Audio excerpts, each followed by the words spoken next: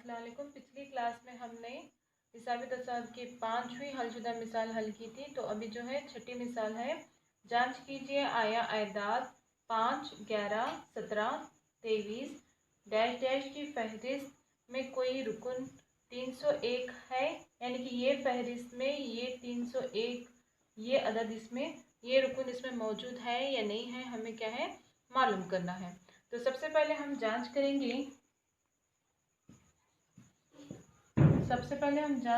5, 11, 17, 23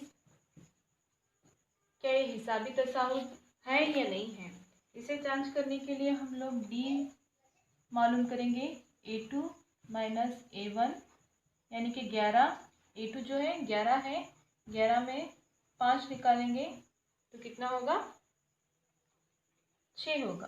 तो D is equals to A2 minus A1 is equals to 11 minus 5 is equals to 6।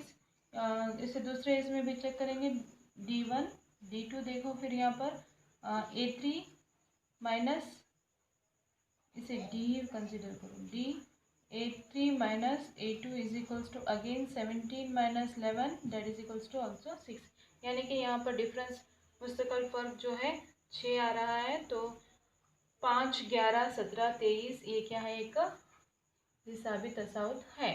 अब देखना है कि ये जो है 301 इसमें रुकन पाया जा रहा है या नहीं है।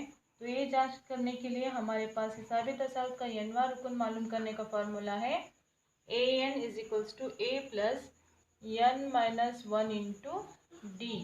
सो हियर A के meaning 5, A means here A is equals to 5 and D is equals to 6। हम लोग सब्स्टिट्यूट करते हुए क्या करेंगे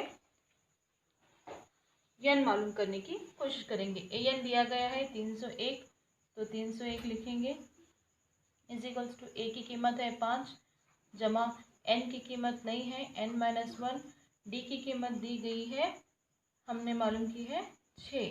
तो यहाँ पर 301 बराबर 5 जमा 6n माइनस 6, यहाँ पर मल्टीप्लिकेशन होगा 6 into n 6n 6 into 1 6 plus into minus minus, then again 5 में से 6 चले गए नफी 1, तो